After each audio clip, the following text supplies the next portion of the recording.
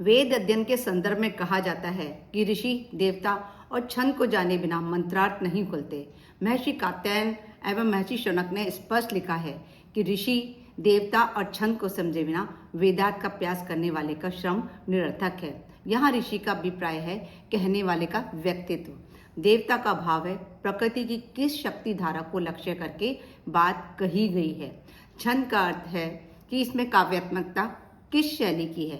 भारतीय परंपरा वेद के सर्व ज्ञानमय होने की घोषणा करती है, अर्थात भूत वर्तमान एवं भविष्य संबंधी संपूर्ण ज्ञान का आधार वेद ही है। आइए हम भी अपने चक्षु खोल वेदों का ज्ञान प्राप्त करते हैं। चलते हैं ऋग्वेद के प्रथम मंडल के सूक्त 84 की ओर। नमस्कार सभी को। आज हम ऋग्वेद के सूक्त 84 के बारे में जानेंगे। यदि आपको लगता है कि ये वीडियो आपके कुछ काम की है और ज्ञानवर्धक है तो कृपया इस चैनल को सब्सक्राइब करें, साथ ही बेल आइकन भी दबाएं ताकि आगे रोज आने वाली वीडियो आपको जल्दी से जल्दी प्राप्त हो। और अपने वैल्यूएबल कमेंट्स भी देना ना भूलें और अगर पसंद आए तो इसे लाइक जरूर कीजिएगा। सूक्त 84 के ऋषि हैं गौतम, देवता हैं इंद्र और छंद है गायत्री। हे शक्तिशाली शत्रुओं को पराजित करने वाले इंद्रदेव, अंतरिक्ष को अपनी किरणों से परिव्याप्त करने वाले सूर्य देव के समान आप में भी सोमपान के बाद अपार शक्ति का संचार हो। अपराजय शक्ति से संपन्न इंद्रदेव को उनके अश्व यज्ञशाला में पहुंचाएं, जहां याजकों ऋषियों द्वारा स्तुति गान हो रहा है। शत्रुओं को पराजित करने वाले हे इंद्रदेव, आप मंत्रों के द्वारा जोड़े गए घोड़ों वाले अपने रथ में बैठे। सोम कुचलते हुए पत्थर की ध्वनि आपके मन को उसकी ओर आकर्षित करे, अर्थात सोम रस की पीने की इच्छा से यहाँ आए। हे इंद्रदेव, अविनाशी श्रेष्ठ आनंदवर्धक सोमरस का पान करें।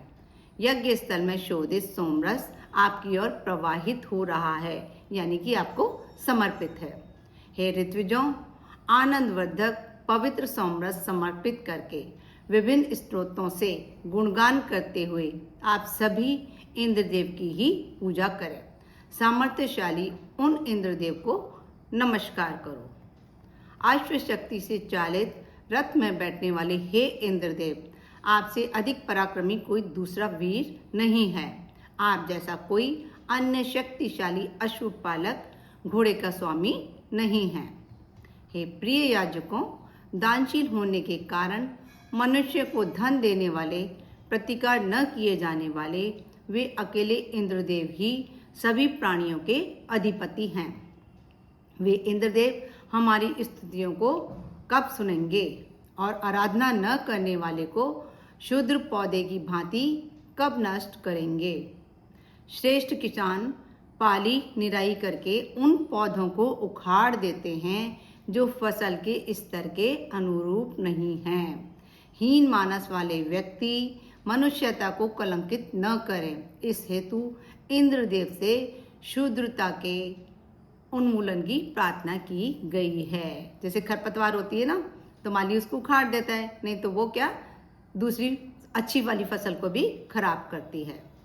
असंख्यों में से जो यजमान सोम यज्ञ करके आपकी आराधना करता है, उसे इंद्रदेव आप शीघ्र बल संपन्न बना देते हैं।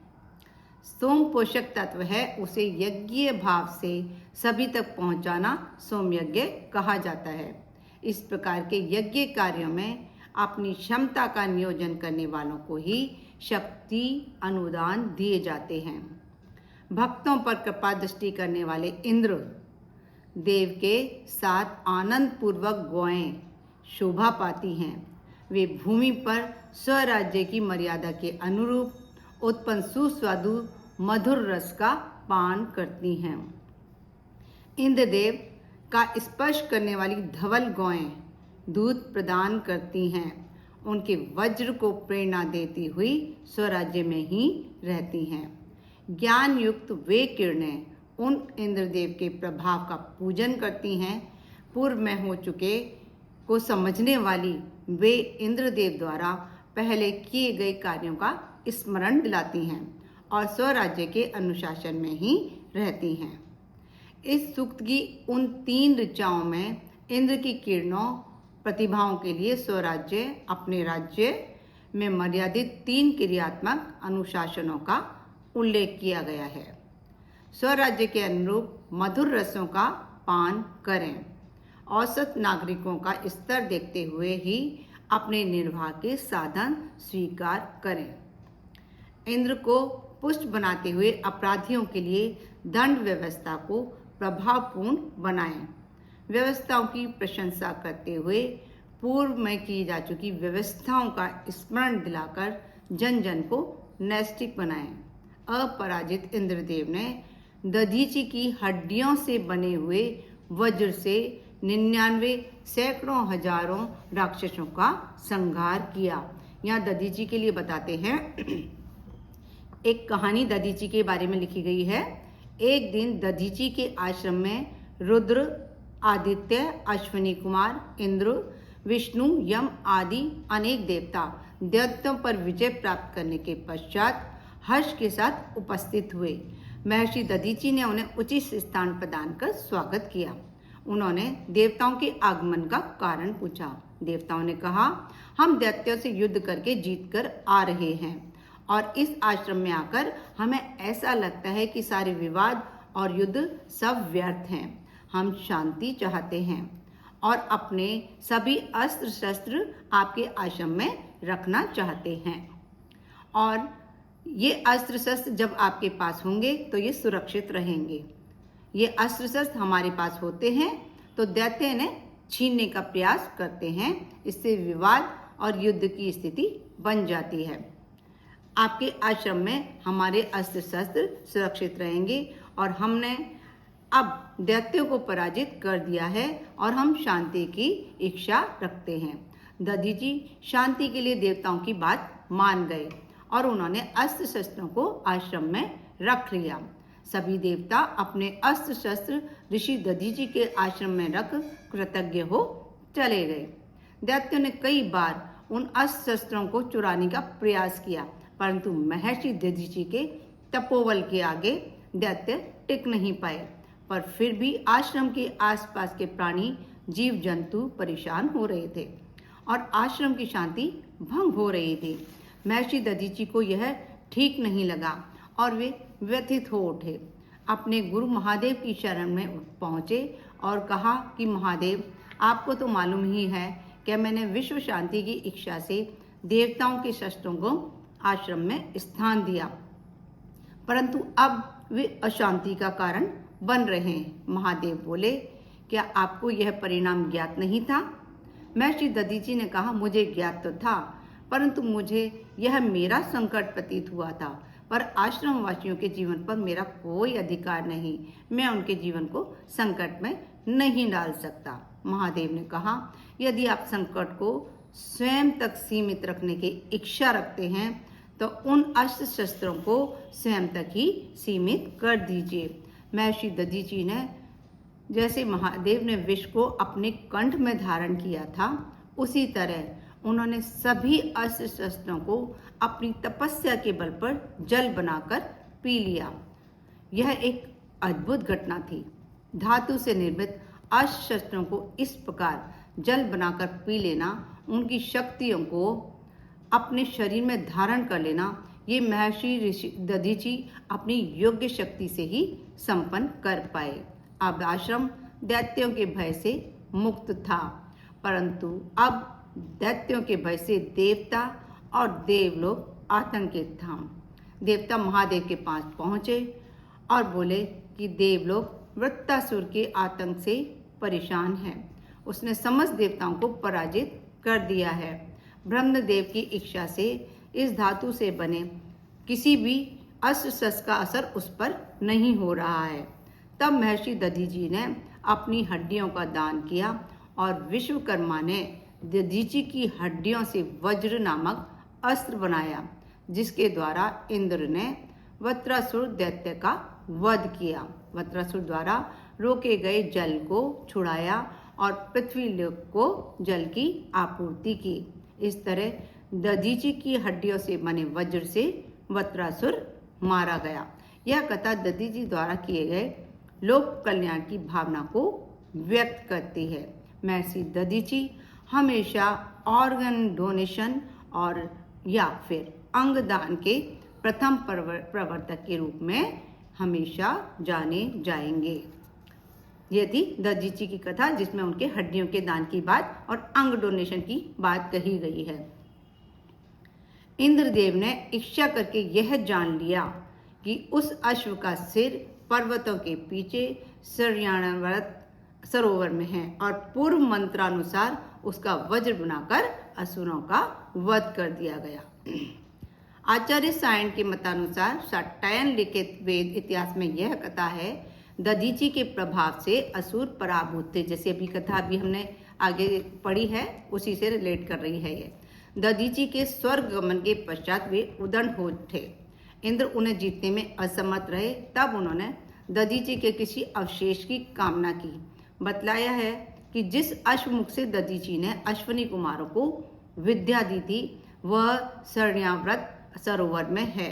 इंद्र ने उसे प्राप्त कर उसका वज्र बनाकर असुरों पर विजय प्राप्त की। तो यहाँ पर यह दिया गया है कि दधीची का सिर, जो कि एक कहानी इसमें आती है वो हम अगले वीडियो में देखेंगे। तो उसमें ये होता है कि अश्वनी कुमारों को दधीची ने मधु विद्या की शिक्षा दी थी और मधु विद्या की शिक्षा देने के लिए उनको घोड़े का सिर लगाना पड़ा और वो घोड़े का सिर काट के फिर वापस दधीची का सिर लगा दिया गया। तो ये एक तरह से अंग प्रत्यारोपण का को भी दर्शाता है। ये चीज बहुत पहले हो चुकी है। तो उसी सिर से वज्र बनाया गया और एक जगह ये पुराणों में ये कहा जाता है कि दधीची ने अपनी सारी ही हड्डियों का दान कर दिया था। मनीषियों ने तत्वा संसार को तुष्ट करने वाले सूर्यदेव का दिव्य तेज गतिमान चंद्रमंडल में अनुभव किया। चंद्रमा सूर्य के तेज से ही प्रकाशित होता है। यह तथ्य ऋषियों को विदित था। आज भी हम जानते हैं कि चंद्रमा एक उपग्रह है और वह उसकी खुद की कोई रोशनी नहीं है, वह सूर्य से रोशनी प्राप्त करता है। और ये बात बहुत पहले ही हमारे ऋषि मुनियों को मालूम हो चुकी थी। यानी कि हम अच्छी तरह कह सकते हैं कि हमारे ऋषि मुनि बहुत बड़े वैज्ञानिक रहे हैं। सामर्थ्यवान शत्रुओं पर क्रोध करने वाले, वाण धारण करके लक्ष्य भेद करने वाले इंद्रदेव के रथ, जिसकी धुरी सत्य अथवा यज्ञ है, उसके साथ अश्वों को आज कौन योजित कर सकता है? जो इन का पालन पोषण करता है वही जीवित रहता है। जीवन के शत्रुओं दोषों को पराजित करने के लिए जो व्यक्ति ऊर्जा को ऋतु के साथ जोड़ने में समर्थ होता है वही प्राणवान होकर जीवित रहता है। इंद्रदेव के सम्मुख युद्ध में कौन भागता है, कौन मारा जाता है, कौन भयभीत होता है, कौन सहायक होता है, समीपस्थ इंद्रदेव को कौन जानता है, कौन संतान के निमित्त, कौन पशुधन एवं ऐश्वर्य के निमित्त, कौन शारीरिक सुख के निमित्त और कौन संबंधी जनों के हित के निमित्त इंद्रदेव से उत्तम वचनों द्वारा स्तुति करता है। कौन इंद्रदेव की स्तुति करते हैं, कौन सर्वदा रुचि पात्र से घृत हवि से यज्ञ करते हैं, देवगण किसके निमित्त आहूत धन को लाते हैं, कौन इन दाता उत्तम याजक श्रेष्ठ देवों को जानते हैं। प्रशंसनीय बलवान इंद्रदेव, आप अपने तेज से तेजस्वी होकर साधक की प्रशंसा करते हैं। हे ऐश्वर्यवान इंद्रदेव, आपके अलावा अन्य कोई सुख प्राप्त करने वाला, प्रदान करने वाला नहीं है। अतः हम सभी आपका स्तवन करते हैं, आपकी स्तुति करते हैं। हे विश्व के आश्रयदाता इंद्रदेव, आपके द्वारा प्रदान धन साधन हमारे लिए विनाशकारी न बने। रक्षा के लिए प्रेरित आपके द्वारा दी गई शक्तियां विध्वंस न करें। हे मानव हितैषी इंद्रदेव, हम सज्जन नागरिकों को सभी प्रकार की लौकिक एवं दैवीय संपत्ति प्रदान करें। ये हुआ सूक्त 84। अब मिलते हैं हम नेक्स्ट वीडियो में सूक्त 85 के साथ। खुश रहो, स्वस्थ रहो, मस्त रहो। नमस्कार सभी को।